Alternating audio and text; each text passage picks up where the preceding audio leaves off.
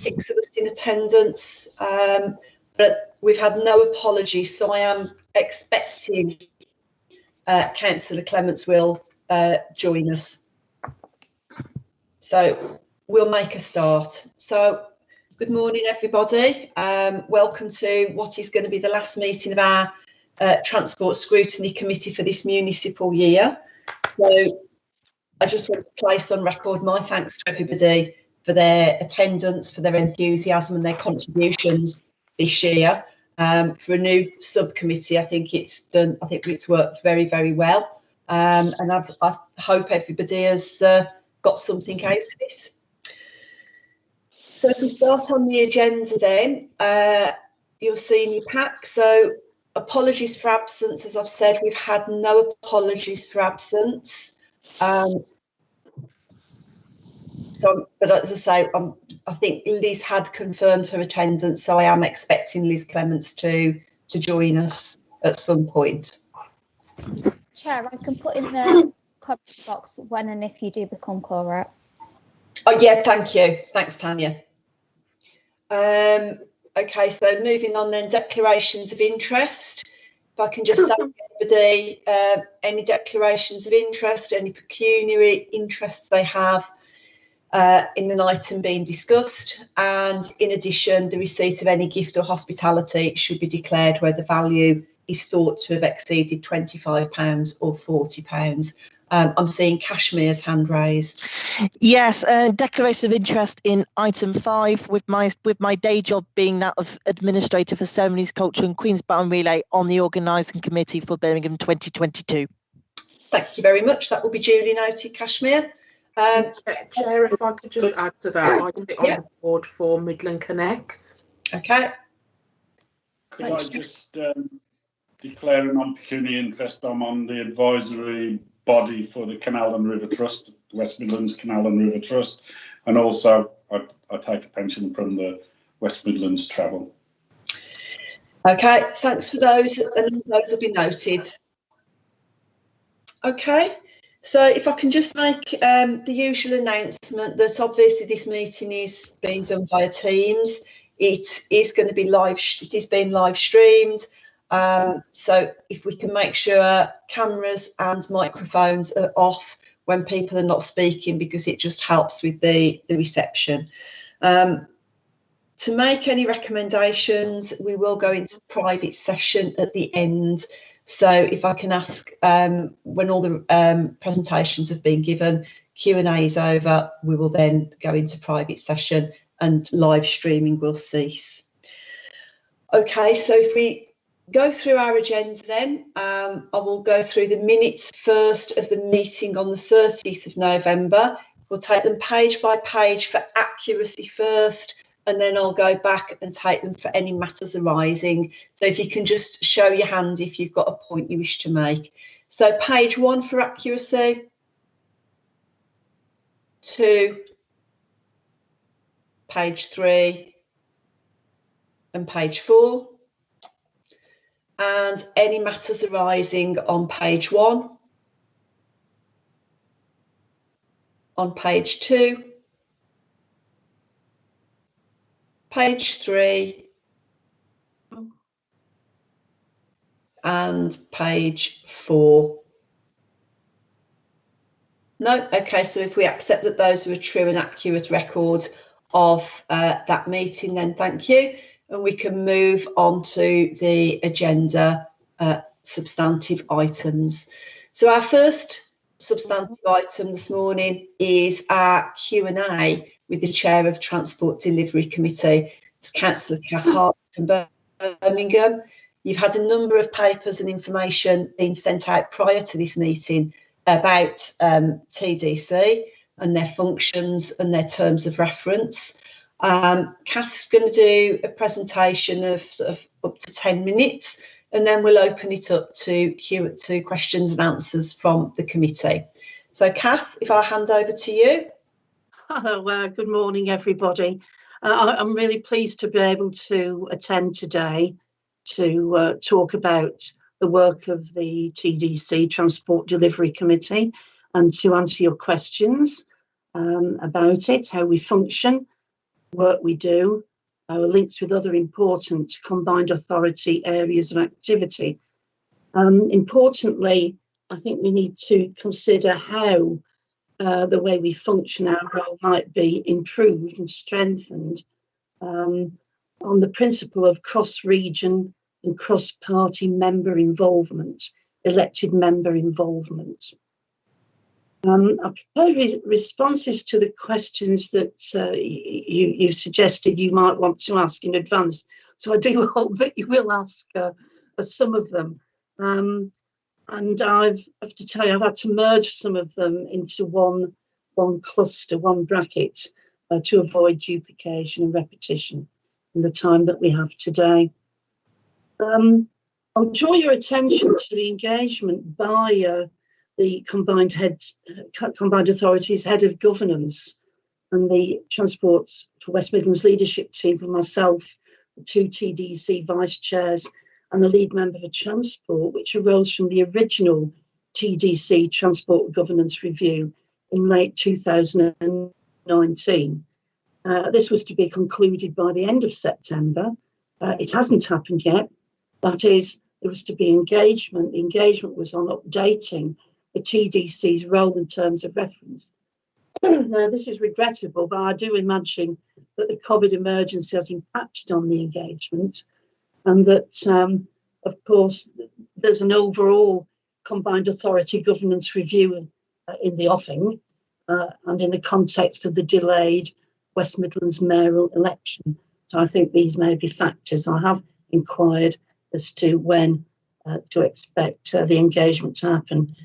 And I think perhaps it might be best to see how you've settled into your work as a new Transport Scrutiny Committee, so that then we can define roles and distinguish what our committee does and how we relate to the rest of the combined authority. Now, some of the answers to your listed questions are in the information that was provided. The information provided was part of a package, a 12-page package, which we provided for the original scrutiny 15 months ago. But I'm pleased that you've got the time chart, which plots the development of the TDC, the changes since 2012, from being a full transport authority to integrated transport authority to being the Transport Delivery Committee today, and which I hope will lead us to develop into a strengthened and more distinctive committee once the terms of reference and role have been reviewed. So I'll lead off really about talking about the TDC's current role and responsibilities. And you've got the terms of reference, which date back to 2016, which have not been reviewed. Although our responsibilities have moved slightly over the last 4 years or so. For instance, we don't just consider and make recommendations to the CA board on bus quality schemes. We actually make the schemes. We approve and agree each stage of the enhanced partnership schemes, the current ones being for the A34 and A45 routes in Birmingham city centre. We agree the consultation stages, we approve them. So that is a very, very distinctive and new developed role since the 2016 terms of reference. You can see that there are important areas of delivery that the committee determines, approves, or formulates. Important areas which interface with the travelling public: ticketing and concessionary schemes, bus information, minor transport works, consultation on transport policies, tendered bus services. So there's still kind of like a deciding role there. I do feel that there needs to be better defined. For instance, if we do make recommendations to the CA for decision, how and where does it manifest itself? We get the transport reports for the combined authority a week before the combined authority board meeting, only for information at the end of our TDC meeting. So, in fact, we're not really being asked to comment on those policies. I see that you've actually circulated the policy and invited comments. I can see that from your minutes and so on. So what impact do my comments on the TD, arising from the TDC minutes that go before the board, have, and comments on the transport strategy report, combined authority board meetings, which members of the TDC will have raised issues with at the end of a TDC meeting without the opportunity for a full discussion. I do think, arising from the road safety partnership progress that featured last time, I'll just focus on that.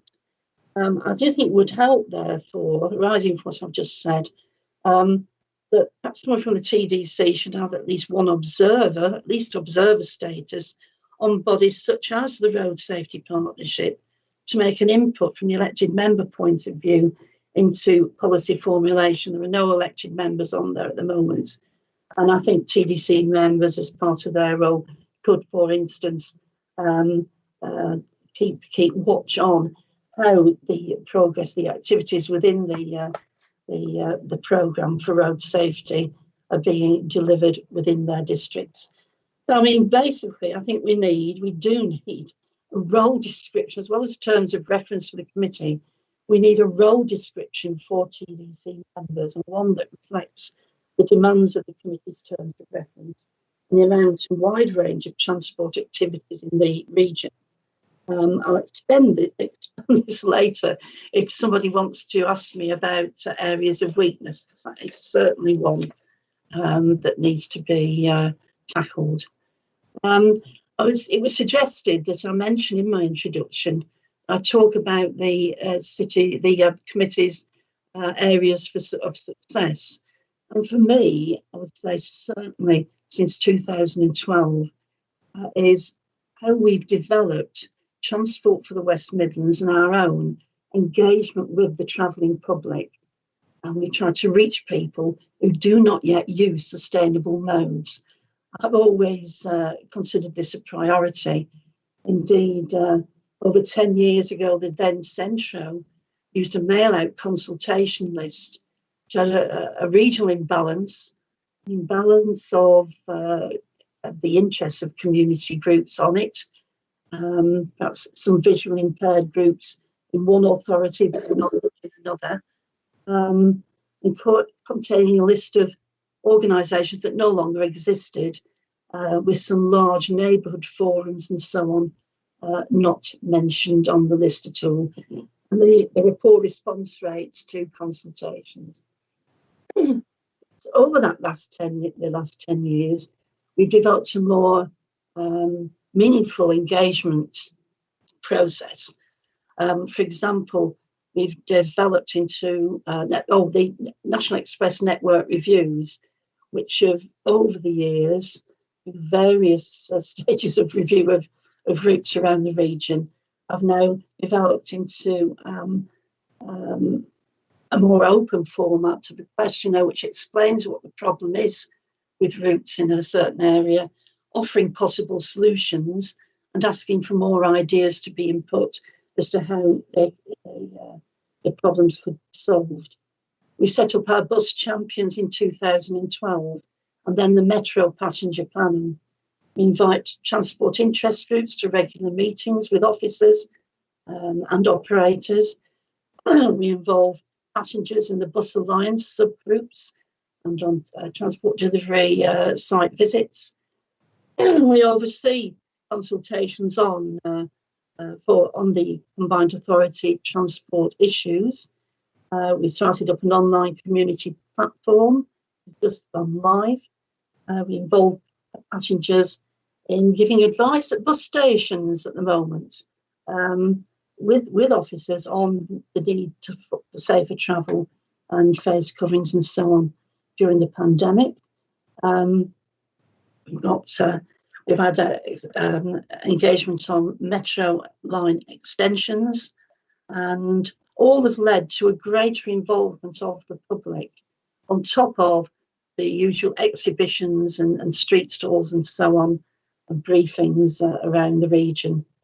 And this actually sets the West Midlands apart from other transport authority areas. And some of them have earned us places, Transport for the West Midlands a place on shortlists and actual national awards, and one that have come away with the gold prize and so on. So that's one of the things that I'm particularly proud of and interested in as part of my work. I'll leave it at that for now. I've got an idea of what questions might be, and I'm more than willing to answer. I have the opportunity to answer them and discuss matters with you. Thanks very much, Kath. So I'm going to open it up then to members of the committee. Welcome, Liz. Glad that you could join us. We've made the quorum again, which we do much better than the Overview and Scrutiny Committee for Chorusy, so thank you. So I just want to open it up then to committee members. Is there anybody who wants to pose a question to Kath? I'm seeing Jackie's hand. Okay, Jackie. Good morning and thank you, Chair. What I want to say first of all is, I'm really proud to be a cabinet member of sustainable transport in Sandwell, and I'm really proud of all that's going on in the West Midlands when it comes to transport and interconnection. My question to Councillor Hartley is basically around the relationships of committee members and elected members. What, Councillor Hartley, is your expectation in terms of how your committee members actually work with cabinet members of transport? Yeah, I'm really pleased you asked that, because it all comes in the need for a role description. When I became chair of the TDC in 2018, a couple of months later, I did actually circulate a questionnaire to TDC members, asking them what their relationships were. Did they meet with their cabinet members for the transport area? Were they on the scrutiny committee for transport? Had they ever been involved in a scrutiny of transport, either locally or to do with transport for the West Midlands within their authority?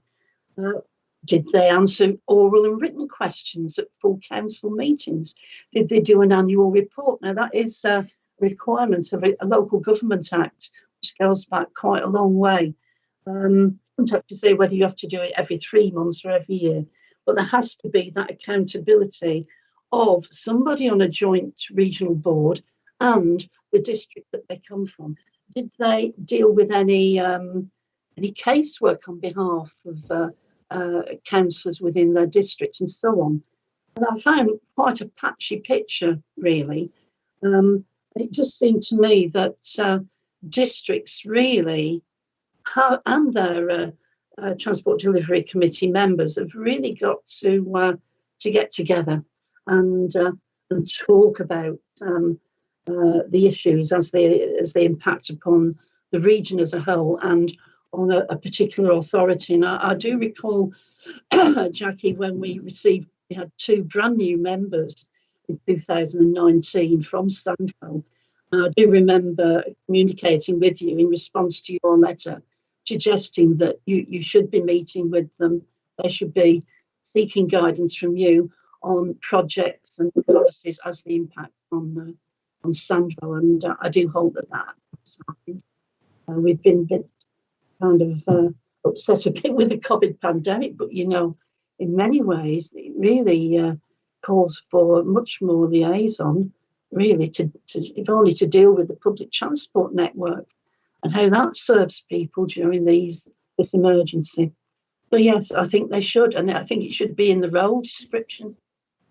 Councillor Hartley, can I just unpack that slightly? So in terms of your role, are you saying that you are going to implement this in the job description so that it's statutory for that to happen?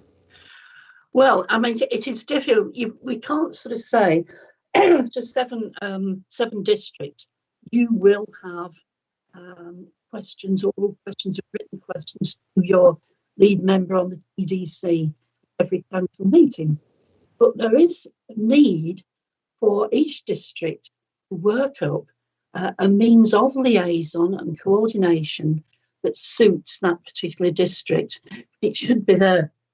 I would have thought that a new role description could allow for that flexibility, whilst also ensuring that you know, the accountability is there. So is that something you will implement as chair?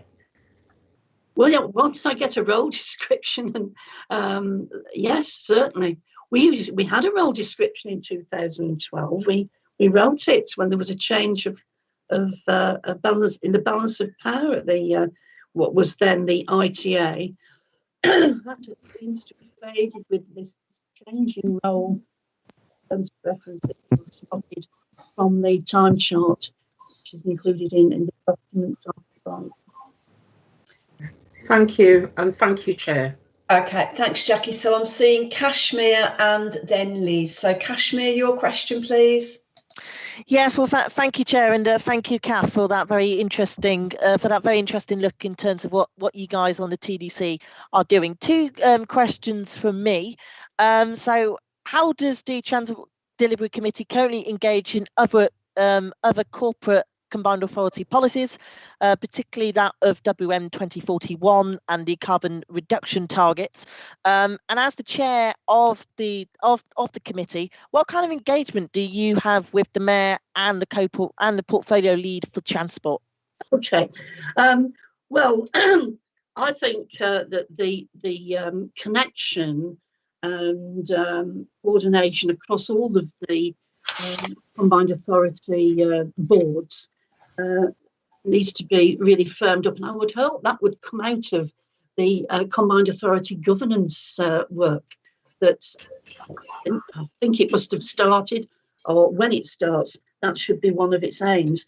I'll give you an example, actually, of two examples of how I have liaised with the other boards. Gosh,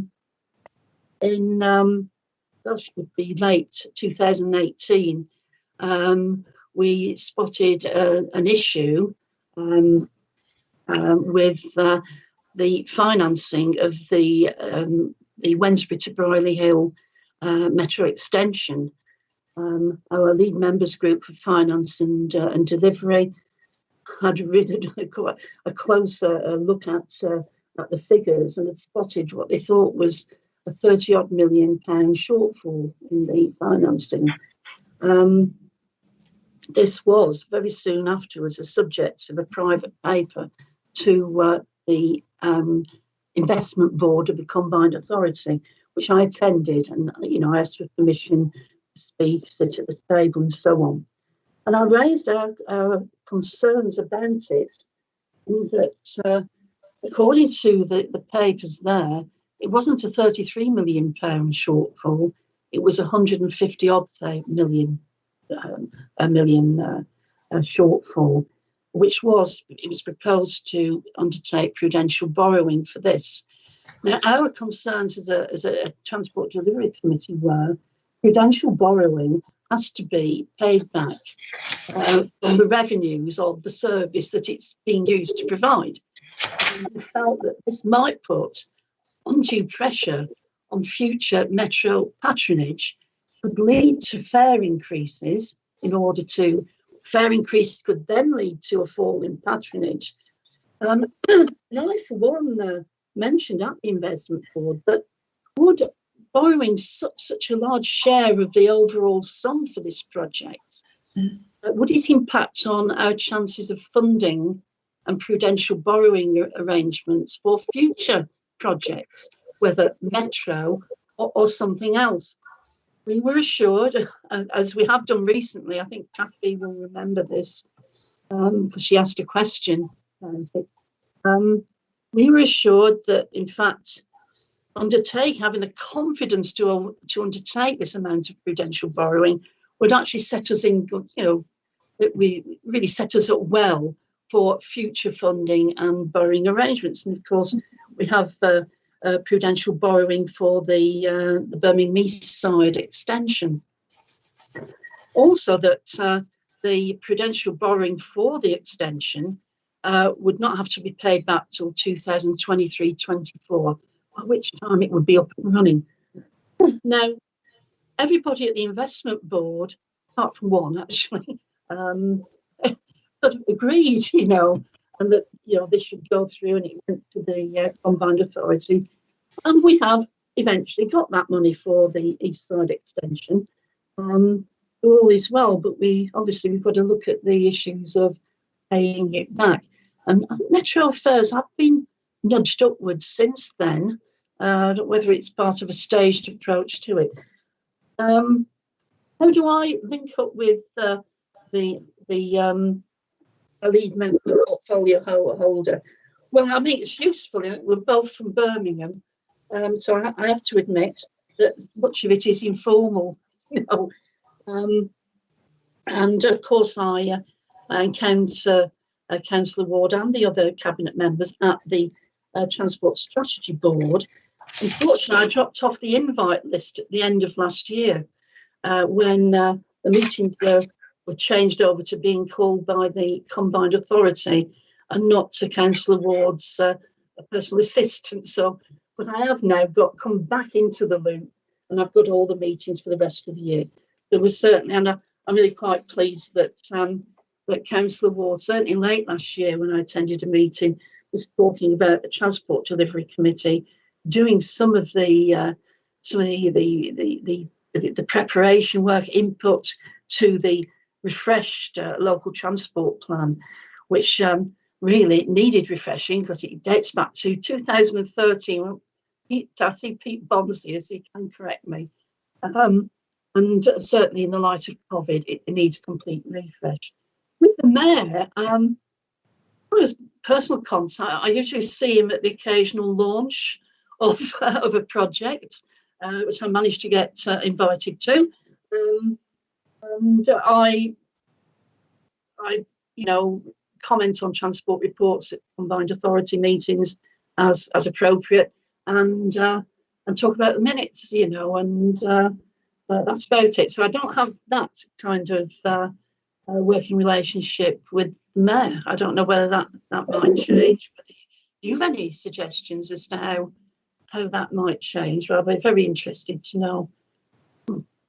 Thank you, Kath. I suppose just following on from that and that very interesting last point, do you think that does show a weakness that exists in terms of that engagement across the board, knowing that yourself in such an important position, I certainly think should definitely have more engagement with say the mayor, no matter its political colour?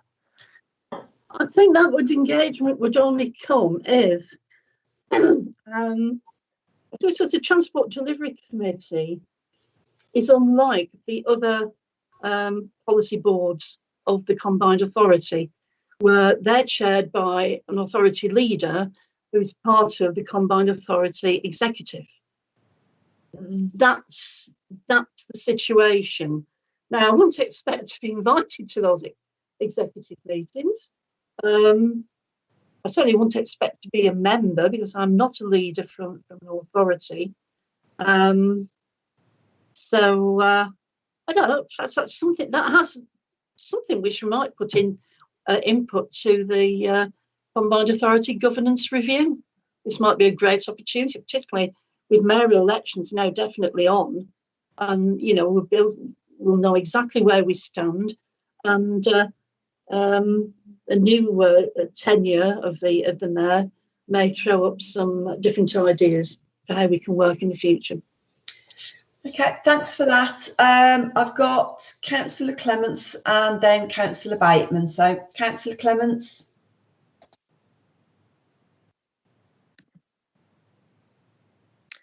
Thanks, Kathy, and hi, Kath. Very interesting presentation. Firstly, I just wanted to comment on, I think what Kath herself does in the role as the chair of the Transport Development Committee is a model. She's an exceptionally active chair, and certainly as the chair of the Birmingham Transport Scrutiny Committee, I've seen Kath really taking a really active role and some helping members in Birmingham to engage with a big project such as the redesign of bus routes in South Birmingham, where there was a lot of concern from local members about the impact of that on communities, and really, Kath was a vital conduit to ensure that our views and the views of the people that we represent got passed through to both the bus operators and Transport for the West Midlands. I think that's an exceptionally positive example, and also, Kath is always helps people to take up their concerns about bus shelters and bus routes. So I think she's a no, but you are, and I don't want to make you blush, but that's obviously something which is frequently. Don't forget the masks. Yes. So, and also just from the point of view of chairing a scrutiny committee, I've had both Kath. In my first year of chairing the committee, I had both Kath and Councillor Tim Huxtable on my own scrutiny committee, and I thought that was incredibly valuable because it meant that we were joining up and getting a good flow of information. It did raise some governance queries from people outside when it came to controversies about some TFWM-led schemes, like the sprint bus routes. But I personally, really value having that expertise on the committee. Tim Huxtable is still on the Birmingham Transport Scrutiny Committee, and he's got, like Kath, years of expertise, passion and enthusiasm and determination to see through some of these issues. But I do feel that given the TDC's got certainly it's got a number of members in Birmingham and similarly across the 7 local authorities, and I do think that a role description would be helpful, because I'm not sure that that level of engagement is there across all the members, and obviously you wouldn't accept the same level of engagement from the ordinary members as opposed to the chair. But I think we do need to have some expectations. And then leading on from that, the member reference groups that cover the thematic areas. I mean, what is the channel for getting the findings and the information from their work out to local councillors and out to the wider communities? Because I think they are doing valuable work, but sometimes it can be a bit low profile. So that's the first question. Okay, well, yeah, that's a fair comment. The lead member reference groups actually came in 2017 when we'd gone for 2 years without any committees other than the Central Transport Delivery Committee, and we brought it in so that members could have a far closer involvement, more forensic involvement, and officers wanted that involvement, wanted to be able to display what their issues were and seek guidance. I had, during the 2 years without committees, I'd had monthly briefings. I'd invited the opposition passengers first shadow to them with me, and then the lead member reference groups developed from that. Yes, this might be something that we could put in the new terms of reference and way of working. There's nothing secret about the meetings. It's certainly not secret from members on the Transport Delivery Committee. They can join groups. We encourage them to.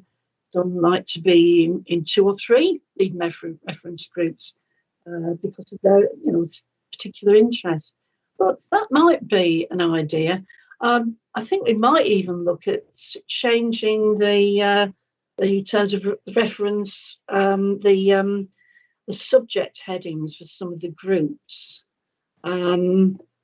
To try and match what's going on today. That will require a couple of workshops, I should think. But yeah, I think I'd take that on board. It is an idea to publish what goes on in lead reference groups. You might get a better attendance, might I add. As not all of them meet first thing on a Monday morning on TDC day. 3 of them meet at other times of the week, which might present a problem even for online meetings for some members. I think the attendance at these lead member reference groups should be recorded.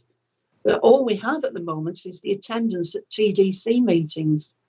So that's something which I've already answered to some of your questions. I've already put that down. I do think there needs to be closer monitoring of what we do. Yeah. Does that answer your question, Liz, or did you want to come back on anything? No, I thought that was a very positive response. Thanks very much, Kath. Okay. Phil? Hi, Kath. can I first of all start by just saying something about yourself? I think that your interest and your enthusiasm over decades has been a huge benefit to all of us that have got an interest in public transport, and most of all the passengers. But I'm going to ask you some questions that relate to your frustrations, because if anything that's happened from this morning, the strong feeling that I get is that you're frustrated by the system that you're operating in. And that comes through. And I don't want to get taken down branch lines, so I'm going to ask you, of those frustrations, what is the number one frustration that you have in relation to your role with that of your TDC members about the way in which the rest of the organisations around you accept the work that you do, or, the weakness of the work that you do? Do they dismiss? The issue is about, you've mentioned a number of times in your conversations with us this morning about the fact that you needed a role description. I just wonder if you could just go a little bit into that, because who's going to give you the role description? And if you do it yourself, who's going to acknowledge it, and who's going to take any notice of it? I fear there's a huge frustration there. And again, you mentioned about, dropping off lists of invitations from the mayor and that. And that kind of underlines my concern about your frustrations. What about who's taking on board the value that you and your committee are doing? And is the issue of dismissibility a massive frustration or a minor frustration? Medium frustration. I think you appreciate the work that we're doing or aiming to do.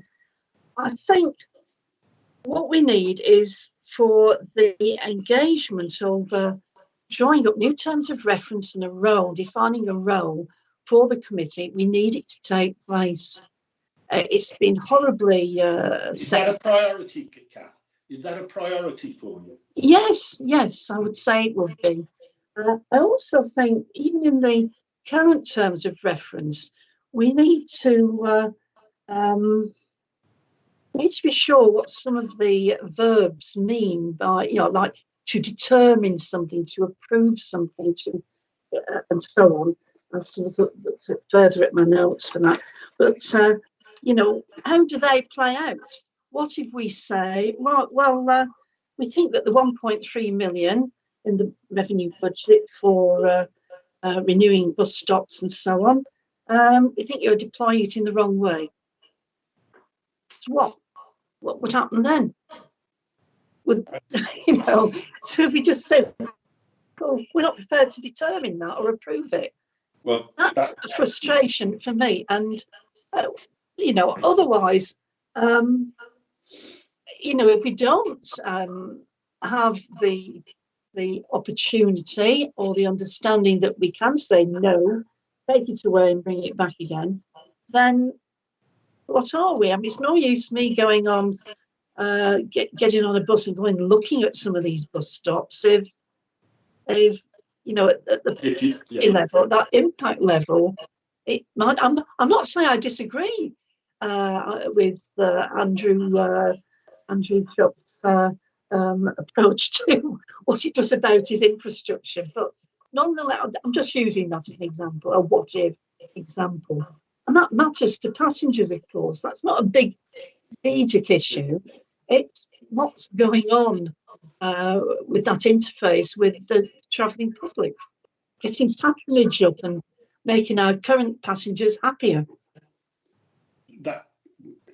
That's helpful, because that kind of adds flesh to my what I thought was a frustration, and that frustration's come out a little bit stronger for me. You mentioned yourself passengers, you know, and we would all have a great job in public transport if it weren't for the damn passengers. That's what everybody used to say that to me.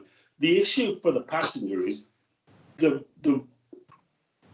there's a huge and bigger complication now between the passenger and the decision makers, because the decision makers go off on different levels, don't they, in terms of if you talk about bus, ownership, train and tram, they all go off in different areas. But we ignore the passenger, who was also a council taxpayer, at our peril. And the difficult, and you see any frustrations building up with passengers as they try to battle their way through the system to get their issue, I'm trying to make it simple, their issue addressed. Could you talk a little bit about that? Well, we've done a lot of work on the passengers since 2012, since we set up the Putting Passenger First portfolio, an area of activity and interest, through established passenger groups and through an input into the way in which we consult with passengers on certainly on the policy issues. We have, I mean, we've certainly with National Express and some of the operators, through lead member groups, really, we've, you know, brought things to their attention, looked at the way in which their customer services work. Now, customer services is an area, really, that comes under my portfolio as a lead member as well as the chair. And the way in which that has developed, certainly transport for the West Midlands, and I think it's rubbed off onto National Express, you know, with operators using social media and setting strict limits and deadlines for which they have to respond to inquiries. That's all part of the service. So, you know, in 2011, when the Transport Focus started doing its national satisfaction surveys across the country, the West Midlands was the pits for bus satisfaction, and it was a horrible shock. And arising from that, I mean, that's how we moved to having quarterly meetings with National Express. That's how we moved to starting up the Bus Passenger Champions. And of course, all the network reviews and transforming bus travel initiatives, the three of them, then led to the West Midlands Bus Alliance, which obviously its subgroup, two of its subgroups have passengers on them. So that brings the passenger closer to the core of activity and policy making within the combined authority. It still needs work. I'm still not satisfied. You know, we've increased the passenger satisfaction survey responses significantly, even at times of major disruption, might I add, across our city and town centres. Still not good enough, because if your current passengers aren't happy, you're not going to encourage non-users to come over and get onto public transport. And then, of course, there's loads of opportunities now in the recovery after the COVID pandemic. The recovery, and then there's going to be an improvement partnership, certainly around buses. And there's an opportunity, I'm sure ETV is listening, will agree. There's a huge opportunity to get those different modes together, to start integrating them and making, you know, transfer from one to the other easier, with better information and better accessibility.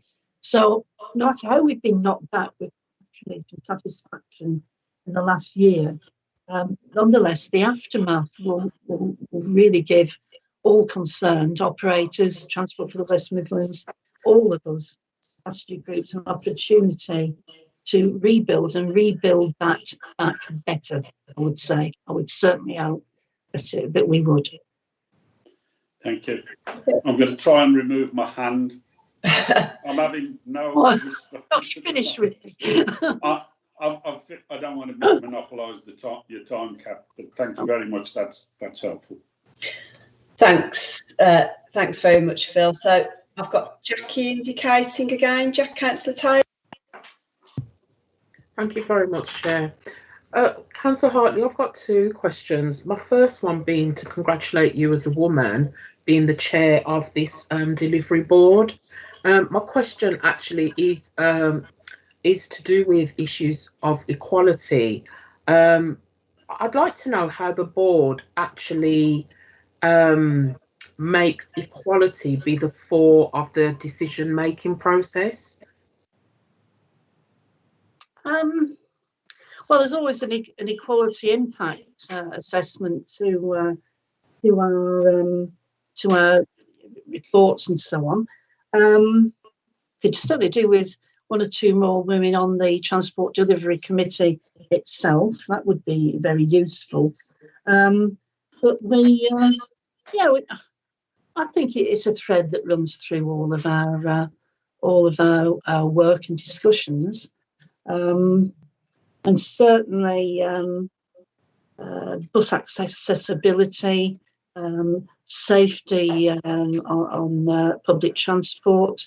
We've had a scheme, I forgot what its name, what its title was now, with NX over sexual attacks on public transport. We've had a station, someone who, a bus driver actually, at Wolverhampton bus station, who intervened with a victim very, very well. He actually won a national prize for it, I think, in the end, for the way in which he'd interacted with the victim and made sure that all, so, it occurs throughout all that we do. I think maybe, we probably need a question on every report that we look at. How does this relate to such and such a user who might be disadvantaged? I know certainly one of our lead members, Richard Worrell, has done a lot on cyclists with disabilities and facilities for them so far as cycle routes go. Excellent. It comes through. I mean, we're not anti-equality by a long shot. But, thank you for that. Okay, my second question is to do with the 4,000 possible jobs that we're going to be having in Coventry at the Gigafactory. And I'm just wondering what work the delivery team is doing with regards to, say, getting our people from Sandwell to some of those jobs in Coventry. Nothing as yet. I'll put it on the list, the to-do list. I hope Pete's listening, because he's our lead officer for working with the committee. Okay. Thank you. I know he might have childcare issues today because there's an inset day at his son's school. Well, where he is. Gigafactory, Pete. If you'd like me to come in on that, Councillor Hartley, then yes, there is a working group has now been set up by Coventry City Council, and that's actually on the briefing for your Putting Passengers First lead member briefing next week. So it is there is initial working trail there to support that, and that's coming to you next week. Good. Well, that's good. Chair, if I could just emphasise, Pete, the question is about, say, our people in Sandwell. Obviously, I represent Sandwell, and how we're going to get some of those people who choose to work in Coventry, how we're going to get them there. That's my question. Just making sure you heard it. Pete. Right, Pete, are you in a position to come back on that, or is that something you're going to have to provide a written response to Councillor Taylor on? Well, happy to do both, Chair. I mean, just in terms of updating now to Councillor Taylor's direct question, then obviously one of the key things that we're looking at the moment is the review of the bus network in terms of post-COVID and how that is being identified. And as Councillor Hartley's points around an integrated transport system and network, so making sure that this isn't just about the buses, it's not just about the trains or the trams, it's about that integrated piece. Yeah. The working group that I was referring to that started up around the Gigafactory in Coventry is actually, there is a transport working group that is bubbling up that is looking specifically at that point around how connectivity is between from across the region and those areas that support it back in that area. So that's starting, and actually there's quite a lot of engagement that's taken place over the last 2 to 3 weeks to start that up, to make sure we've got effective processes. But as we work through that, we've got a briefing that's coming to Councillor Hartley next week, just in terms of where that's got to, and that will seek some further input and views, and then we can provide a more formal response if that's required to Councillor Taylor as well. Okay, Yes. and I'm presuming that because Councillor Taylor is also the cabinet member for Sandwell Council on transport, that there will be some sort of consultation with cabinet members around this for the authorities. And I think this is in really early stages at this point in time, because this is just, it's great news that's come about. You'll see also that Anne Shaw's on the call, and she put some a comment in the chat, because she's also sat on a board looking at the Gigafactory. So that is bubbling up, but I think those details of the engagement are being worked up, and we'll come back to members on. Is there anything else you want to come back on, Councillor Taylor, on that? No, that's absolutely fine. Chair, have I got time to ask another question? A very quick one, and then I've got Councillor Clements. This goes on to a slightly different subject, actually, but Councillor Hartley, I'm just wondering, in view of the fact that COVID means that we're going to have a lot of people unemployed, do we have anything to do with enforcements at all? I'm just wondering if the board has actually looked at issues to do with enforcement and paying fines. Oh, wow. Pete, can you help me out there? We've had an input to fines on Metro, haven't we? How did the Safer Travel team and joint exercises, how do they follow up on that for people who may be fare dodging, you mean, because they can't afford? Yeah. I'm talking about people that say go into bus lanes. I'm talking about fare. Sorry.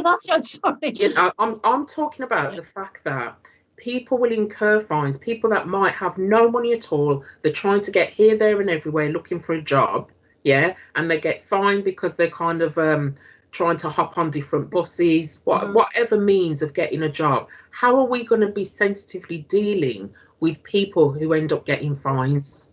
I mean, there is work-wise, whether, you know, people are provided with day tickets.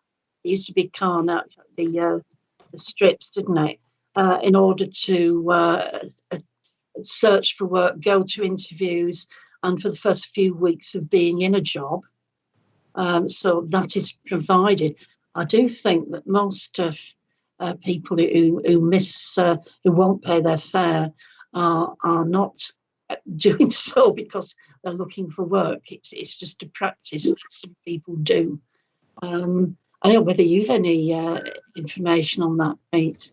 I've got Anne who's indicating. So Anne, sure. Can you assist on the answer to this question? Yeah, Oh, so and you're there. good morning, everybody. I've come on for the Commonwealth Games item, but I'll help Councillor Hartley out with this one as well. Yeah, in terms of safer travel, of course, they're looking at after the network in terms of antisocial behaviour and things. They will have weekly tasking meetings where they're looking at specific things that they will be dealing with. Also, each of the operators, so rail, metro and bus operators will be thinking about how they can make sure that they're protecting their revenue on their buses as well. That's something that we definitely need to do, particularly with the recovery of the network, and I'm sure Pete will be able to sort of give you quite a lot of detail about the current recovery grants that we've got through DFT, etc. So it is a balance that we do need to strike. Councillor Hartley's already mentioned the WorkWise scheme. We do that with the operators as well to make sure that we can support people back into employment where travel costs are a barrier.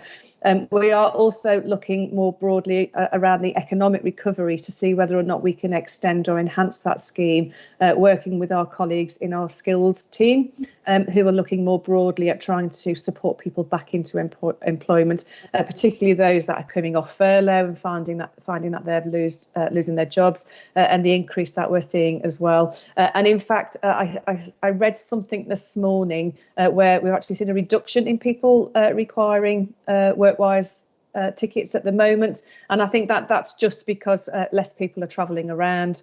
Employment is slightly different as part of that, but of course we need to keep a really careful eye on that as we do start to emerge out of the restrictions that we've currently got as well, and then supporting those people into employment.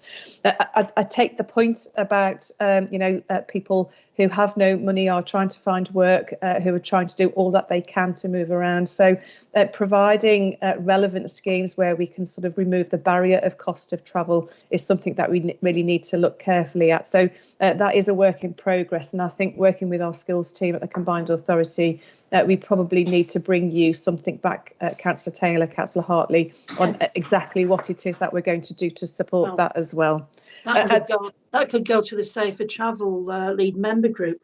Some TDC members actually been out with the Safer Travel team and watched them in action, and obviously questioned how they operate, not in a negative way, but just saying, well, why do you approach it from this angle, and so on.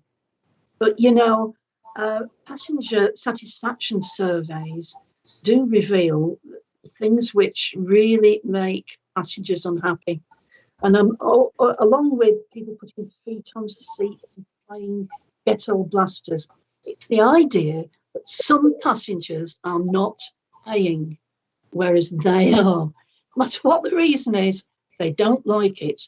They don't particularly like being held up on their journey when the Safer Travel team comes to check on everybody's passes, but they do appreciate that Transport of the West Midlands and operate train, metro and bus operators do target the routes and the points where this is likely to happen. They rely on their drivers and staff to tip them off as to where the hotspots are. Yes, we've been out with them, and I've been out with the knife gate as well. That's another antisocial thing. But okay, we have to look after our passengers in every sense, all of them. Yes. Thank you. Thank you so much. Thank you, Chair. Thanks, Jackie. So Councillor Clements, and then I've got a quick 2 questions, and then we're going to have to end this particular session so we can move on to the Commonwealth Games. So Liz.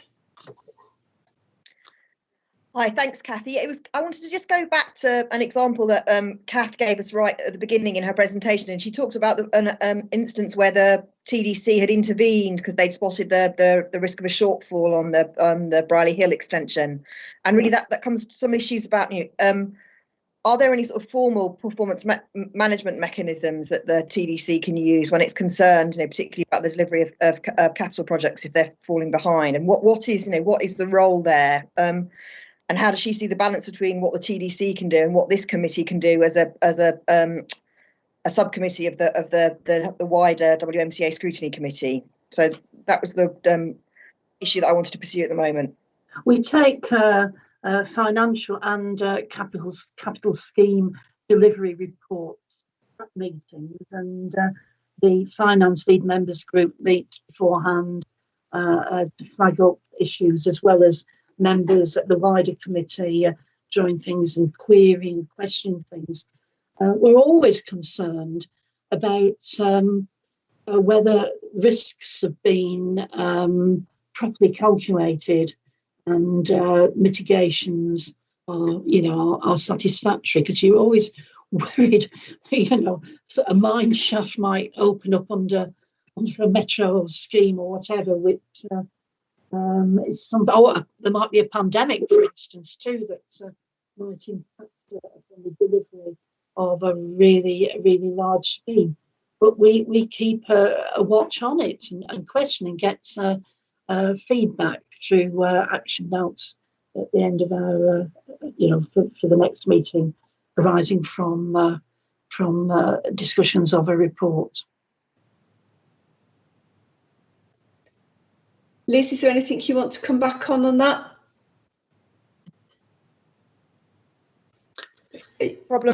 We certainly, yeah. Liz, are you muted? Yeah, I just had problems unmuting myself. I mean, I suppose just a related question to Kath on that is that, again, through the Scrutiny Committee in Birmingham, we've had recent reports about the progress on the station redevelopments at University and Perry Bar, and become aware of the level of risk there around the financing and the financing gaps. And I wonder whether Kath, from her sort of perspective as TDC chair, thinks there's enough pressure, from the constituent councils coming to ensure that the funding is in place for all of those big schemes, because they're all, you think, like the Briley Hill scheme, the Camp Hill stations, those two station upgrades in Birmingham, they're all essential really for the economic future of the region. If they're not delivered, they will screw up a lot of other plans. So are we doing enough as a whole set of councils as well as the TDC to push on this? Well, yes, but I think as a rider to that, I think we have a really good team at Transport for the West Midlands at filling shortfalls and gaps and seeking a share of the inadequate funding that's there, certainly for anywhere outside of the southeast. So I have confidence that teams will, the delivery teams, Transport the West Midlands will succeed. But yeah, you've got to keep a raking watch on them all because they are so important. I was thinking, you say that the Birmingham Transport Scrutiny Committee has been looking at the Commonwealth Games and the stations and so on. I just wondered what role there might be for myself, probably because I'm from Birmingham, but any lead member on the TDC in any of the 7 districts to actually appear before a scrutiny, with the officers who would call to report to you. Because certainly I wasn't certainly aware of your work on the university and Perry Bar, but I do know that we invited you on a visit to them way back when they were at the very early stages of their development. Yeah, and it's not really, what we've had is a number of updates on the Commonwealth Games transport projects, and also obviously we've spent a lot of time on all of the issues around the Perry Bar neighbourhood, of which we're all very aware. So, and I think the issues about the financing just were very much to the fore in the most recent report that we had. And obviously the Commonwealth Games is also, and the transport projects are also very important to us as a something from a sustainability perspective, looking at how we're going to use the Commonwealth Games to really deliver on their zero carbon targets, which is another whole line of questioning maybe for another day. But thanks, Kath. Okay, thanks very much, Liz. So, Kath, I've just got a couple of things I'd like to raise as well. What performance management role does TDC undertake in respect of Transport for West Midlands? Oh, as a whole, globally.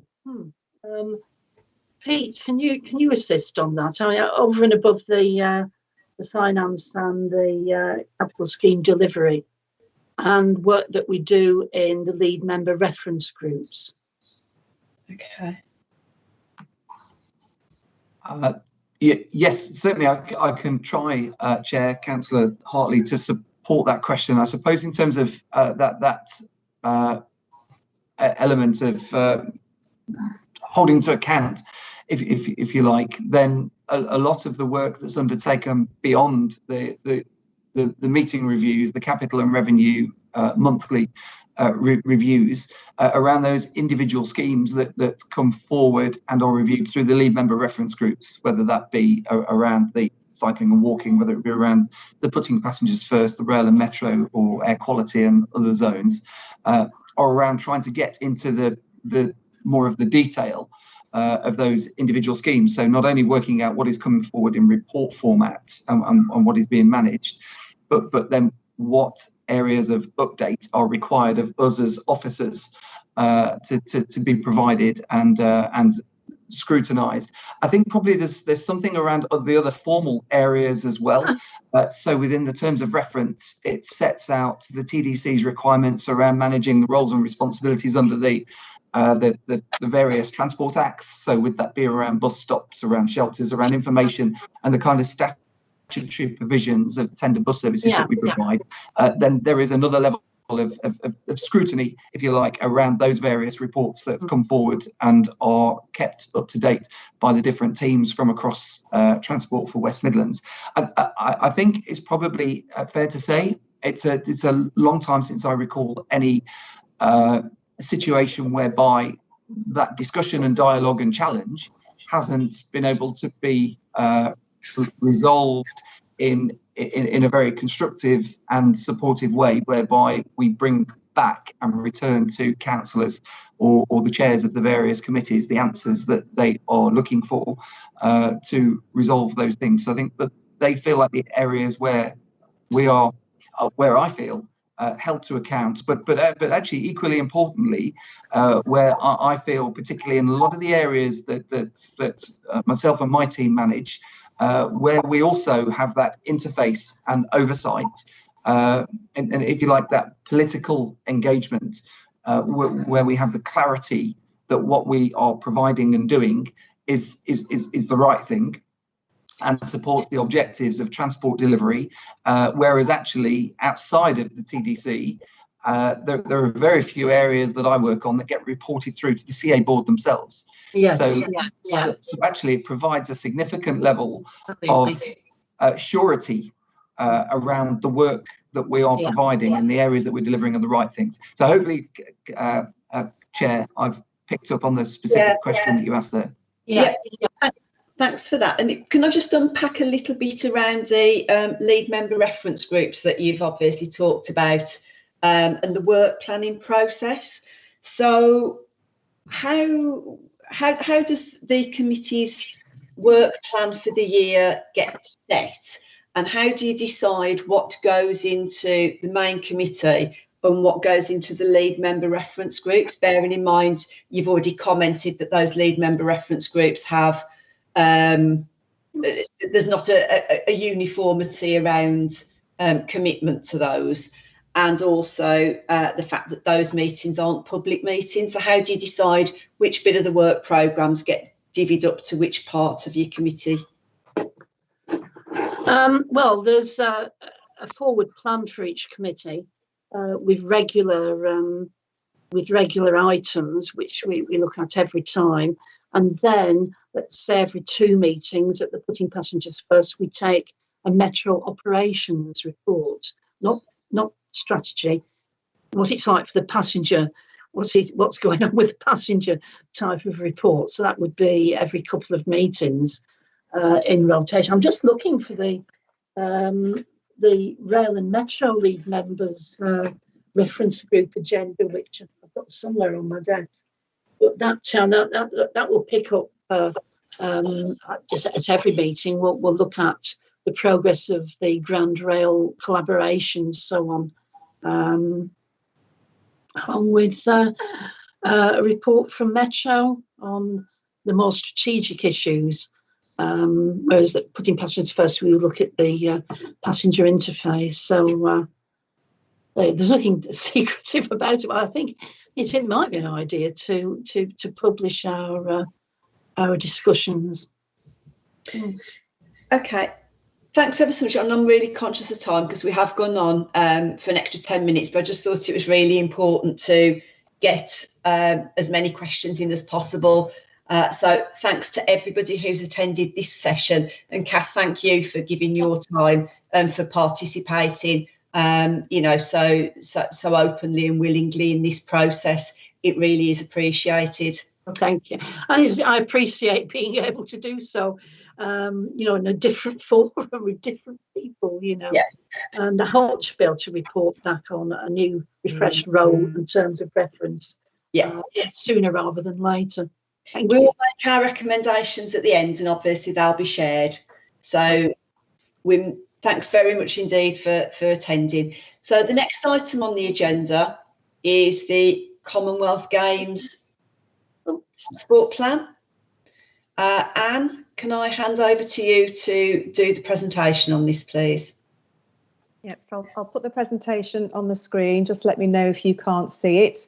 No. I can't see any questions that come into the chat or any hands raised whilst I've got that on the screen as well. So I presume you want me, Councillor Baton, just to go through the presentation and then questions and answers. Yeah, I think so. Yeah, I think that's the most sensible way forward. So if you do the presentation and then we'll move to questions. Okay, so today you've got myself, Anne Shaw, I'm the Director of Network Resilience, for those of you that don't know me, at TFWM. And then also joining me today, we've got Graham Jones, who's our Technical Director working at Commonwealth Games, who's got a lot of experience in the delivery of transport around these kind of events. I just thought, because the committee is relatively new and we've done quite a bit of work already on the Games Transport Plan, that I'd just go back a little bit in time and refresh people's memories around governance as well.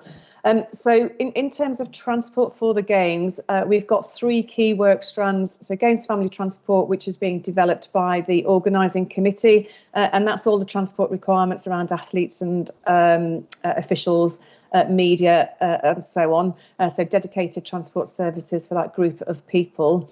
We've also got capital projects, so there are a number of capital schemes which are both in Birmingham City Council's and TFWM's delivery plans, which have been accelerated to help provide additional capacity on our transport system, which will support the Games. So not necessarily Games schemes directly, but things that were already in our delivery plans, mostly as part of that as well.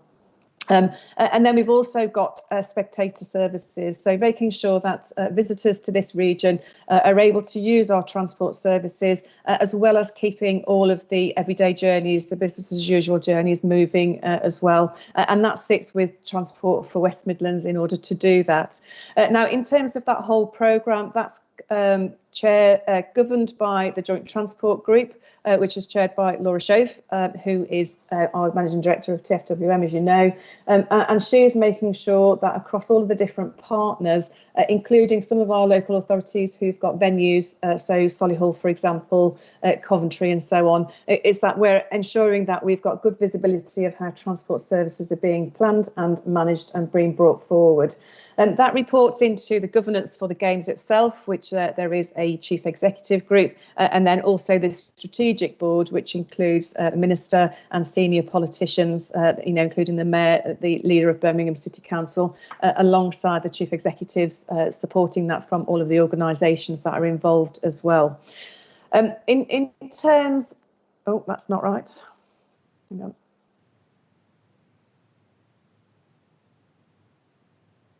Right. In terms of the commitments to the Games, of course, we have set out a number of commitments already. So in bidding to host the Games, working with Birmingham City Council, we have provided a number of commitments, particularly around that capital infrastructure schemes that would be accelerated and delivered ahead of the Games. And then also making sure that we've got various funding arrangements from the organising committee in order to make sure that we can provide those services as an operational plan as well. We've also agreed with central government that TFWM will lead on the Games. And there is a Games Act which has now gone through Parliament as well. And TFWM have been directed by the Secretary of State to produce a statutory transport plan, and that statutory transport plan will set out how we will manage all of the transport requirements and services, whilst also protecting these sort of everyday journeys as well. So I've mentioned the governance as part of that. And then also we need to work very closely with security and policing. You know, we've had a couple of questions already about how we do that, just to make sure that we're keeping people who are visiting and our existing residents here safe whilst they're using those transport services.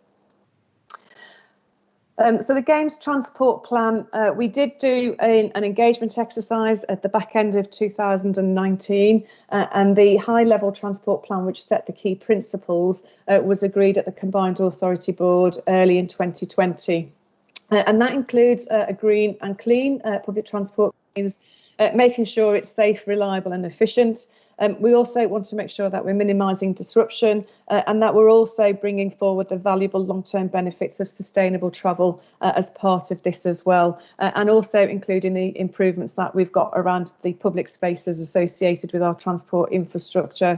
And then, of course, making sure that the services that we're providing and the legacy that comes from that provides a games that is accessible for all, particularly those who have more mobility issues as well.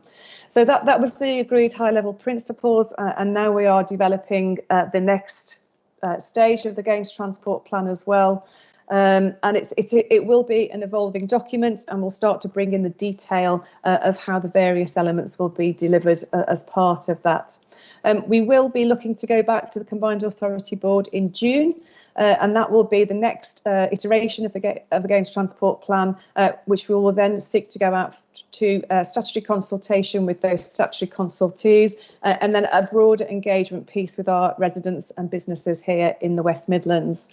We are intending to have that finalised in January 2022, and of course, as part of that engagement exercise throughout the latter half of this year, we want to make sure that we're getting the views of everybody within the region, and particularly paying particular attention to our harder to reach communities, and ensuring that we do have inclusion and inclusive responses as part of this as well, to help us have a transport plan that is fit for purpose.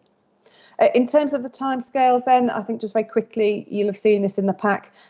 We will look to go to the CA board in June, and then hopefully having the final version in January 2022. And there's a lot of work in terms of the engagement process, and particularly touching base with each of our local authorities and other organisations that are part of this journey with us as well. You'll have seen the timeline so far. I won't go into that slide in this detail because that was in the pack. So I know that you're all also very keen to understand the legacy around this. Now, the Games itself has set some legacy principles which have been agreed, and that is making sure that the legacy from the Games is also aligned with our regional priorities and strategies, and that we're taking a strategic approach as well to maximise these opportunities, with the Games being a catalyst for that. We also want to make sure that as part of the COVID recovery, that the Games is able to sort of really help with that as well. And then the inclusion with the Games for everyone, really important that obviously parasports are embedded within the main sports programme as well. Having an accessible Games that everybody can enjoy is really part of that as well. And of course, legacy around all of the infrastructure that is developed that will support the delivery of the Games. We do have some legacy priorities that have been established. So transport for the Games via the Joint Transport Group as part of that as well. And I think one of the legacies is how we as a region, with many different bodies, whether it's our local authorities, the Combined Authority, our transport operators, etc., is that we are all working as one team as we deliver the Games as well. And obviously that collaborative approach will set us in good stead for doing many other things once the Games has left as part of that as well. We also want to make sure that we're establishing a Jobs and Skills Academy, and transport will play a key role in that, both in terms of the capital schemes that are being delivered, alongside the operational planning and the operational delivery as it happens as well. And then obviously there will be many opportunities around the volunteering pathway, and particularly helping people with gaining new skills and seeking employment as after the Games has gone as well. And we also want to make sure that this is a sustainable game. So the alignment with the Combined Authorities West Midlands 2041 sustainability strategy, alongside what many of the local authorities have also delivered as part of their emergency plans around sustainability and helping improve air quality and decarbonisation, etc. as well. And then in addition to that as well, making sure that through transport, we've got an active games as well, so we can make sure that active travel and sustainable journeys are really key to this.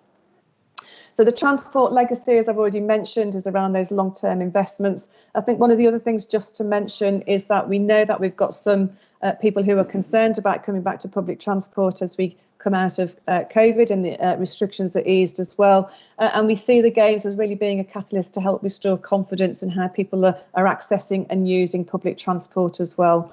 So in terms of the wider transport legacy, alongside the infrastructure and the active travel, etc., is also developing that confidence as well and helping to sort of reduce a rise in car dependency.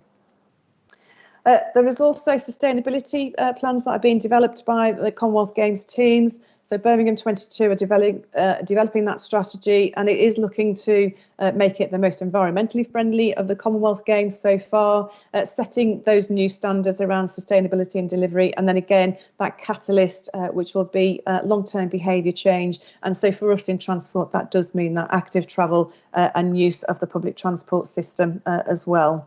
That is currently a work in progress, and we're working quite closely with the organising committee as that comes forward to make sure that transport has a key role as part of that. The transport plan does set out what our aims are, so that clean and green, which is one of those high-level principles that was agreed last year. And the way in which we can sort of give more prominence to cycling and walking, particularly as we've seen cycling and walking throughout 2020, as people have been doing things more locally in their communities due to the restrictions with the pandemic. And then, of course, again, just making sure that public transport is efficient and accessible and attractive for people to use that as well. So these will be the core things around our sustainability components. I think there was also some questions about transport security, given some of the questions that we had earlier as well. That's probably quite relevant. We are working with West Midlands Police and with British Transport Police. As you know, we have an established Safer Travel partnership as well. So how will we be enhancing the role that they play on keeping our network safe, but also taking into account where we'll see higher numbers of people, higher levels of footfall, particularly around some of our existing key transport hubs, but also some of the temporary transport hubs that we'll be introducing as part of the Games plans. Operational plans.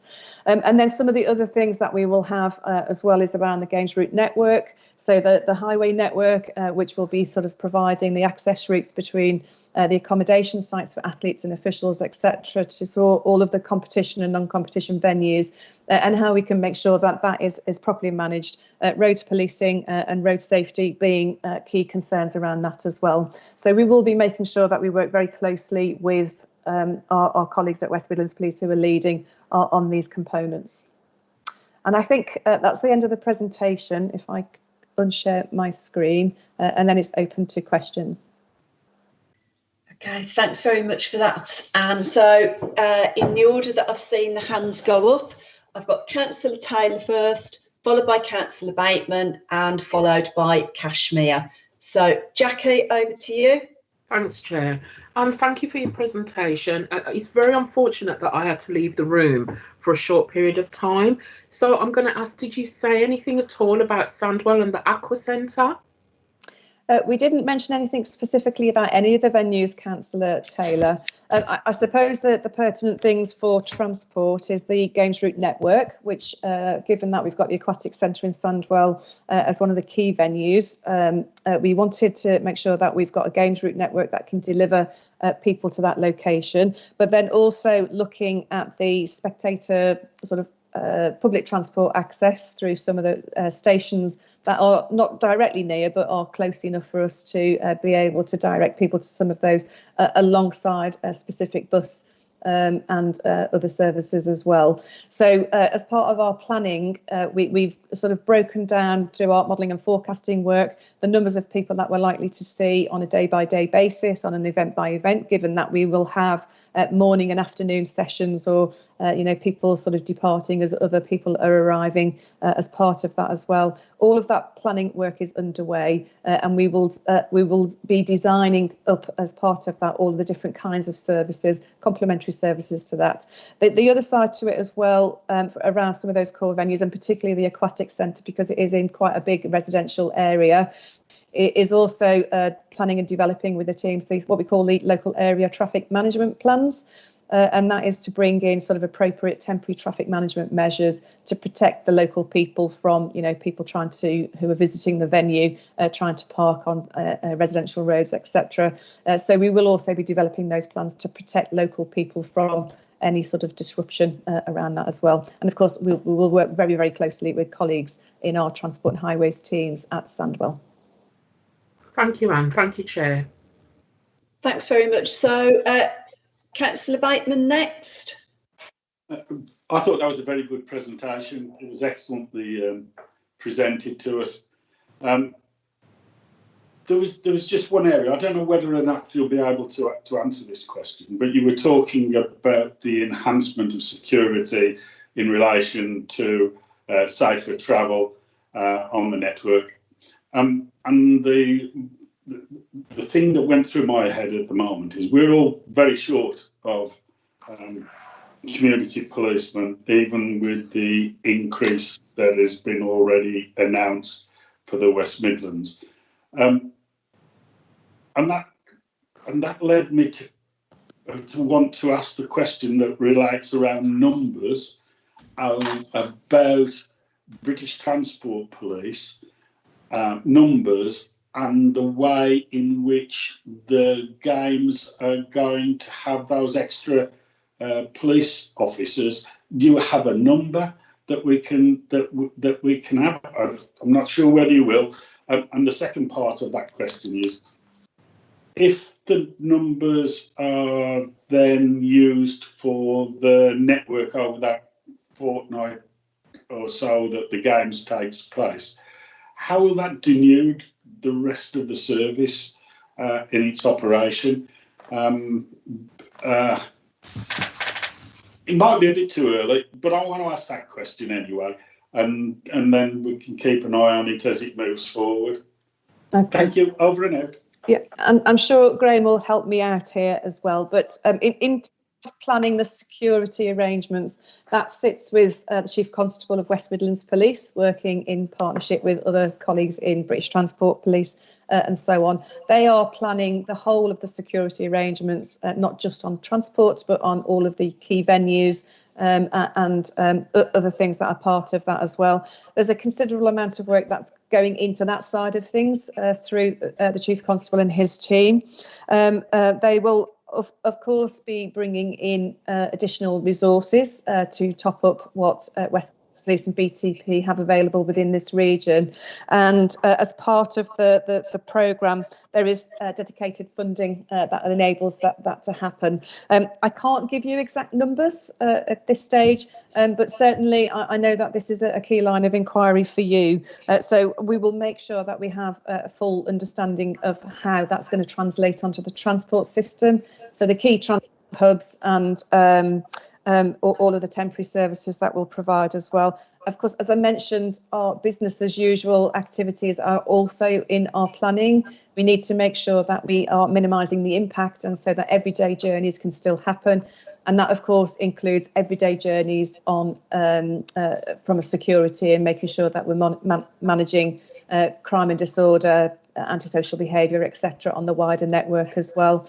So I am assured through the planning around the security arrangements for the games is that we will still have sufficient resources to enable us through our Safer Travel Partnership to manage the rest of the network as we do currently. I understand that, and that's very much the sort of response I thought we would get. But I think the issue for us, especially in the provinces, if I can use that in not too antagonistic way. I think for the rest of us, the requirement for safe travel whilst the game's going on is absolutely crucial. And I am keen to find out what sort of arrangements are going to be made in terms of extra personnel. And I think numbers need to go with that. As we go through the period, and we get closer to it, so that we can all be wholly behind the Commonwealth Games, as I'm sure we are, but wholly behind it, and even getting those people in our patch who may feel it's a Birmingham issue and they're suffering from it, that they get picked up with the importance of it is for the region. It's a regional importance. I just want to make that point. I won't go on anymore. Thank you very much. Okay, so that there is a lot of planning work to be done. So we'll make sure, Councillor Bateman, that we keep an eye on all of that and make sure that we're reporting on the progress and particularly numbers, and especially making sure that all of our region is still properly covered in terms of keeping the network safe and secure. Thanks. And we've got Kashmir next.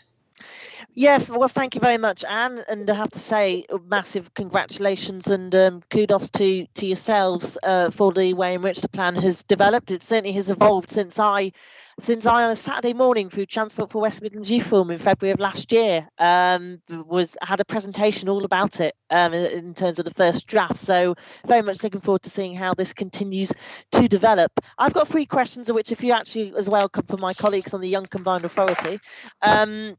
First of all, how do you plan to maintain traffic control amidst what's going to be the considerable amount of temporary infrastructure ahead of, during and after the games? A point on wider connectivity. What is currently being done to establish good and improved transport links with certain areas across the region that currently have limited access to adequate facilities or has the infrastructure which is currently being underutilised? One place that springs to mind is Coventry Arena Station. And then finally, with the build-up activity for the games, particularly through the culture programme, which, as I say, is a massive honour to work on and to be a part of. With that programme commencing about 4 months or so prior to July 28th, how will the plan ensure that non-sporting events, which are linked to the games, are catered for, knowing that they will bring significant interests and that all aspects of Birmingham 22 will bring to the world?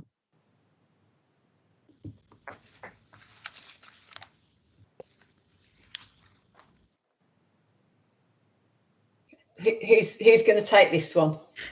Graham? Yeah, I wasn't sure whether Kashmir had quite finished. So there's a bit of commotion downstairs, but it's all okay. Okay, yeah, sorry. Yeah, so I can talk about the first question, and Graham can probably chip in on the other 2, if that's okay, Graham. It's fine. Yeah. Yeah. Okay, so in terms of the plan to maintain the traffic control, obviously last January 2020, we had the Regional Transport Coordination Centre formally opened by the Secretary of State for Transport, and that provides that sort of multimodal, multi-agency view of the performance of the network, the whole transport system, working collaboratively with the likes of Highways England, all the local authority traffic management centres, as well as all the public transport operation centres as well. That allows us to make sure that we've got good visibility. We've been investing in some of the technology out on the network. So we've got improvements that we've been making to traffic signals so that they can be remotely managed, also improving CCTV coverage so that we've got eyes on the network through the various operational centres, and then also putting more data sensors out there, so actually counting traffic and types of vehicles, etc., in key locations, so all of that information is being fed back. That's obviously been working well over the last year or so, and we've been refining our operational plans around the sort of business as usual activities, and also supporting some of the big construction programmes that we've got. And then we're working very closely with the games teams to make sure that the RTCC is able to sort of be the central hub of all things transport. So we'll be feeding all of the information through, as well as communicating to all of our customers, residents, businesses, visitors around that as well. So that's how we're going to sort of manage on an operational level strategically how all of the transport is working, and making sure that we've also got some planned mitigations in place as we develop that games route network and the local area traffic management plans that I mentioned earlier before as well. So has that answered that particular question, Kashmir? Yeah, okay. The second one was the wider connectivity, and obviously making sure that we've got good and improved access as well. We've got a number of capital projects which we've talked about previously, but Graham, did you want to come in and just talk about the rest of the programme in terms of how we're making the network accessible, etc.? Yeah, I can do. In terms of connectivity, I think you mean, I'm assuming you mean how do we keep the region moving at the same time as the games are taking place, and that's something that we're acutely aware of, that we need to do that. So we have some challenges there. It's fair to say that the traffic patterns over the last 12 months have somewhat varied to the traffic patterns that we were used to, and we're not quite sure yet exactly how quickly they will recover or in what form. But the teams that are working on traffic management around the games venues, around the games route network, have a dual role and are very acutely aware they have a dual role. One, to make sure that the games goes well and we provide reliable journeys, particularly for athletes and technical officials, but also that the region businesses and residents keep moving as well at the same time. And there's clearly trade-offs there, but a lot of hard work goes into making sure that the balance is right and we keep the movements across the network. As we get closer to the games, we'll get more intelligence about, for instance, where spectators are coming from. So we will get postcode data from ticket sales, for instance. And from that, we feed it into our various traffic models and movement models and try and work through exactly what mode of transport they're likely to take, how they might arrive and what routes they might arrive on. So it is an iterative process. It'll be governed as we go forward by two things: COVID recovery and how that manifests itself, and then the ticket sales data that we get. In the meantime, we're not idle. We're using data from previous games. We understand from the Glasgow Games in 2014, for instance, the sorts of numbers of people that travel locally, the sorts that come from a distance, the sorts that come internationally. So we've got a pretty good understanding from previous events as to how people will move around. Every event's different and every region's different, every city's different, but there's an experienced team working on it, shall I put it that way. Does that answer the connectivity question, or was it more to do with accessibility? No, I think you have. Yeah, no, I think you certainly have covered it. Okay, thank you. So the third item was on the sort of lead up, the sort of other cultural activities that we've been going on leading up to the games as well. I think whilst these aren't directly games related, there's lots of other things. There's Festival 2022, which is happening throughout the year. There is also other cultural activities that'll come forward as part of that. There will be live sites associated with the games, but they'll be more directly around the actual time of the games as well. And I think just it's business as usual for us, Kashmir, in terms of, again, using the Regional Transport Coordination Centre, working across the event organisers and working with each of the local authorities where those things might be happening. It is making sure that we understand the impact of those, the accessibility requirements of those, any sort of things that we might need to do in terms of promoting people coming to those events by public transport, walking, cycling, that's sustainable travel as well. So that will probably sit more within our sort of business as usual activities as well. But of course, as we sort of go through this iterative process, and Graham will probably want to comment on this as well, we will obviously be running through COVID recovery and sort of encouraging people or giving people confidence again around how they need to think about the way they travel, sustainable journeys, etc. And then that will link into sort of the work leading into the sort of travel demand measures that we'll put in place around the games itself. And this will just be something that will sit alongside that as well. So I see it as a sort of seamless transition in keeping the whole network moving. Graham, I didn't know whether you wanted to add anything further on that. A couple of points. I mean, we tend to refer to these as parallel events, or I tend to refer to them as parallel events. And what is really important for us is that we know where they are and detail about them, so that we can mesh them into the overall plan. And the route for that really is probably one directly to us, but also through the local safety advisory groups. So each event should go through a safety advisory group process anyway, and by going through that process, we then get a full picture from our local authority partners as to all of the things that are happening, so that we can just double check to see whether they're all working in unison together, or whether there's conflict between them, and then we can start to mitigate any of those conflicts. So it's very much about building the intelligence, building the information, making sure that everybody knows the full picture, and planning from that perspective. But we won't know all of those for some time yet, as you pointed out, and some we know from experience arrive quite late in the day on the doorstep, but we'll deal with them when they get there. Lovely, thank you very much. Okay. Thank you. So I've got Councillor Clements next, and then I've got a couple of quick questions for you as well. So Liz.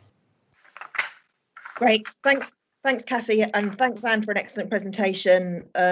Both Anne and Graham have talked about the COVID recovery, and I just wanted to ask, obviously we're all hoping that that this is going to be the final lockdown, and that that we are genuinely going into a COVID recovery. But what is the contingency planning for the worst case scenario? Because obviously in Birmingham we've already seen that we've had to rethink the approach to the athletes' accommodation, because that clearly wasn't deliverable within the timescales now. So what is the planning for any further delays in the run up to the games, and in planning for any possible delay to the games actually taking place? And also in all of the modelling of transport usage, are you modelling with social distancing in place still, and how is that affecting the planning? Okay, so in terms of our planning, we are still planning transport around having a full games. So all ticket sales, all stadiums full, etc. As part of that as well. Of course, we are also working very, very closely to monitor the impacts of COVID and the sort of easing restrictions. We'll hear today how what the roadmap is around that as well, and what the various triggers will be as we open up more of the things that we're allowed to do. That will help us sort of keep in very close eye. We've got a lot of methods in which we're sort of monitoring all of the transport around COVID as well, and all of that information as it's coming in is being shared with the games planning team just to make sure that we can do that. The games itself is also doing scenario planning around the various COVID. It's got various triggers that it will start to look at, and of course within our contingency plans we will be able to switch to various things dependent on what happens, but we are planning for the maximum, which means that if we have to reduce the numbers of spectators, or if other restrictions still exist, we will still be able to cater for a reduced number of spectators, etc., through that planning as well. So by planning for the maximum, I think that sets us in good stead for that. Of course, the other things that you're seeing is around the capital delivery. All of the COVID measures, the risk analysis, etc., is all being done.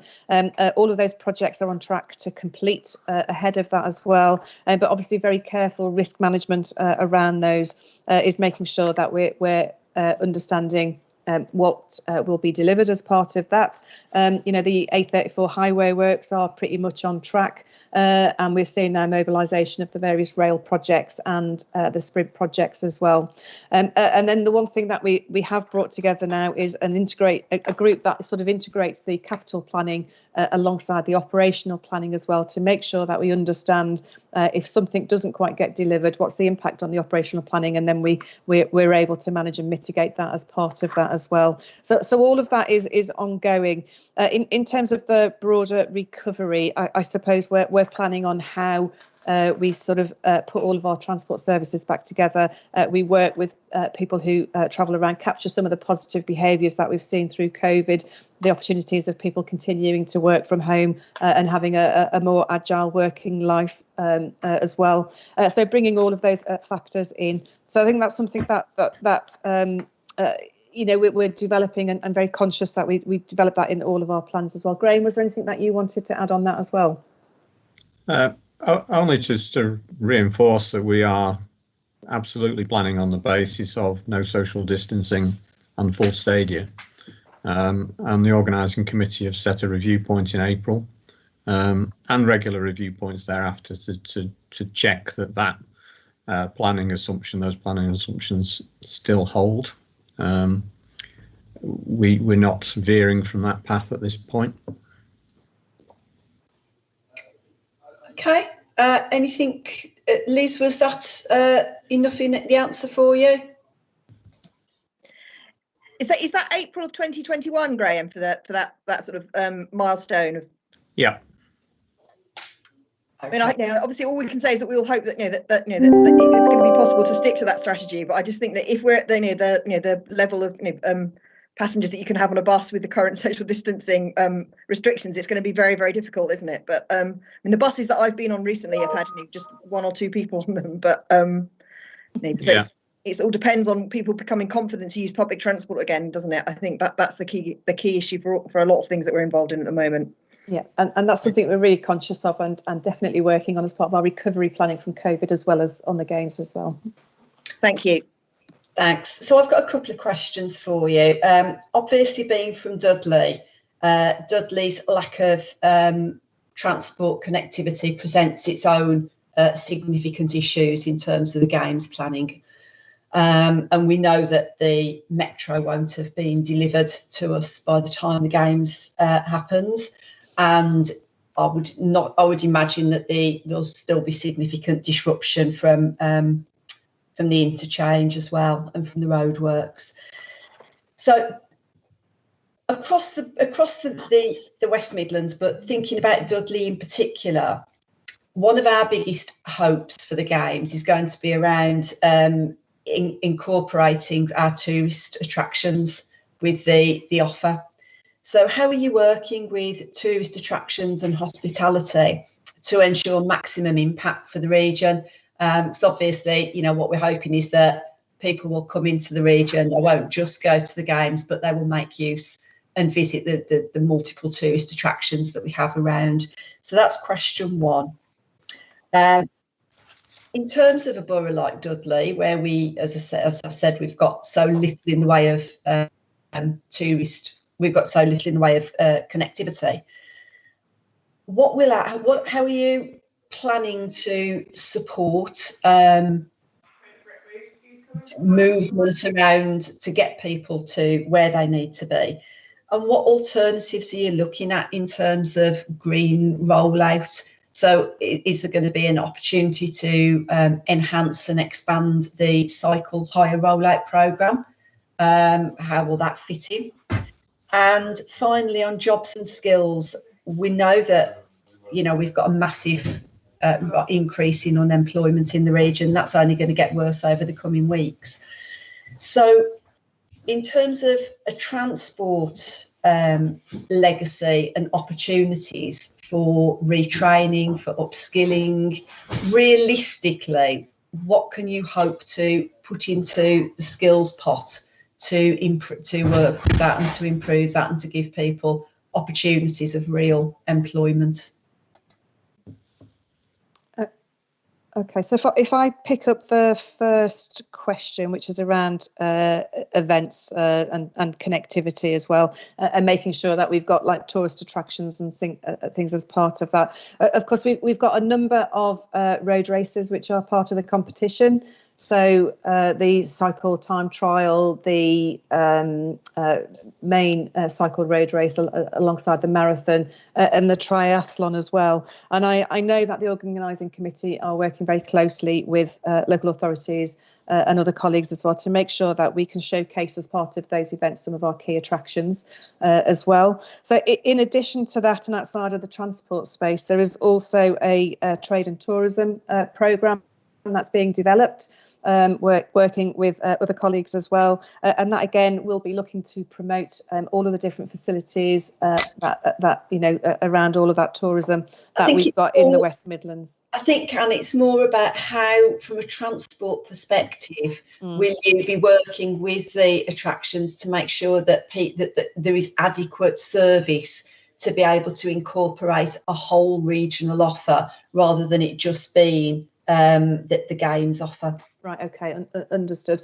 So that will come around the sort of everyday journeys side of things, if you like, as well. So we need to make sure that whilst we've got visitors that are here and maybe spending longer than just the time that they've got the ticket for to see the games event, is that we're able to sort of promote travel to our key tourist destinations as part of that. But that will require us to work with the trade and tourism team that are looking at pulling those together and have the key contacts with all of those tourist attractions as well. So we can work alongside them to make sure that as well as sort of promoting the tourist attractions themselves, is that we're able to sort of advise people how to travel to them as well, and particularly thinking about where they may be sort of adjacent to an event as it sort of occurs as well. So there may be some days which are quite busy from the event, which might have an impact on those tourist destinations. So that's something that we will pick up as part of our operational planning, but then also working quite closely with the team that are working on the trade and tourism as well, and making sure that transport, people know how to use our public transport, or you know how to get to those destinations as part of that, so that we can minimise impacts and make sure everybody gets to where they want to go. Does that answer that side of the question? Yeah, that's fine, thank you. Okay, I think Graham will probably come in on the next question. Well, could I just come in on that previous question? I think a lot of those things are going to be answered as well in the legacy plan that is being produced at the moment, and we understand would be released probably next month. So creative and cultural participation, business and tourism, those sides of things are all covered in that wider legacy plan. I understand the question is about transport, but that more information is coming quite soon on that, which I think will be useful to the committee and to yourself. And perhaps also just to mention that the intention is to have free public transport offer to ticket holders on the day of their event, and that will provide people with that connectivity, free connectivity to their event venue and to the wider network on that day. Okay, the second question was about supporting the legacy plan, the alternatives and cycle hire, etc. So Graham, did you want to just explain how we're sort of bringing some of those things into the operational planning? Yeah, absolutely. Active travel and accessibility, we've had as key themes right from the start. I think this is the first games where we've actually appointed a senior member of staff as a spectator transport manager for those, to cover those aspects, and he's certainly working with local authority partners and with those managing the cycle hire scheme to try and make sure that we've got the best connectivity from an active travel perspective as we can to each of the games venues. We're looking at green routes to each of the venues, and we're looking at ensuring that there's substantial parking arrangements for bikes, be they hire bikes or people's own bikes at the venues themselves. So it is high on our agenda, and and with this aspiration to be the greenest games ever, is clearly an essential part of that. And it also relieves, as you might understand, relieves pressure on some of the transport links that are perhaps a bit overstretched because of the demand of some of the venues. So it is an integral part of the transport offering. Excuse me. Does that answer that question, Chair? Partly, I think I'm more thinking, so obviously Birmingham, we've got the planned rollout of the cycle hire scheme. Yeah. So for somewhere like Dudley, and I'm bang on about Dudley, but that's my authority.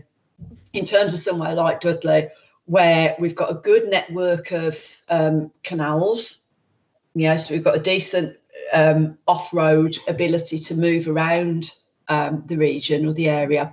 Yeah. But, I always feel that we're cut off and we're not connected. Yeah. But in terms of making it a green games, what's going to be offered to somebody, a borough like us, to promote that green agenda, to promote active travel, and to be able to get us there effectively and safely? Okay. So one of the specific legacy projects is a project we're calling Cycling for Everyone. It's still working through with government, with DFT in particular, the funding that's available for it. But that is looking specifically to try and connect people who don't have access to cars, for instance, or harder to reach groups of people, to connect them through cycling to the games and to the venues. So we've got to work through. It's part of the existing active travel funding programme as well, but we're just working through with the cycling teams, both internal within TFWM and with the local authorities, as to how we can roll that out. It is very dependent upon what money we can secure from government, but the messages we're getting back are positive at the moment. We don't have the funding in the bag, but the messages we're getting are positive. And just to add to that, Councillor, the work that we've already done, so the Black Country Short Trips programme, where we've improved the canal network alongside what's happened in Birmingham and other local authorities as well. We're working very closely with the Canals and River Trust as well to make best use of that infrastructure, particularly for cycling and for people walking as well. So the intention through the programme that Graham has just described is one, to give people access to bikes, but then connect them through the infrastructure that we've already got. And of course, we've got other through our active travel fund, which all authorities have received funding for. We've got more cycling infrastructure that's also planned as well. So making sure that we're promoting best use of those around the games as well. Thank you. And then my final question was just around the opportunities for upskilling for employment.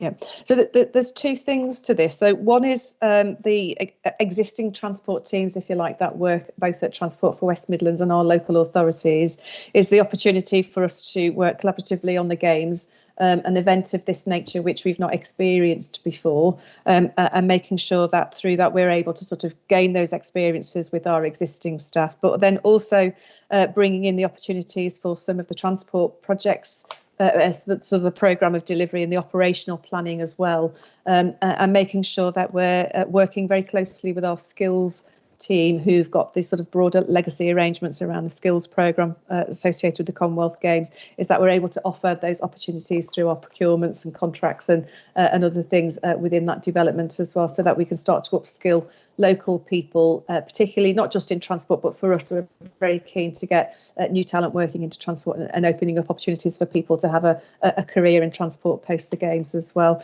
So that's something that is a work in progress. Graham, I don't know whether you wanted to add anything to that one as well.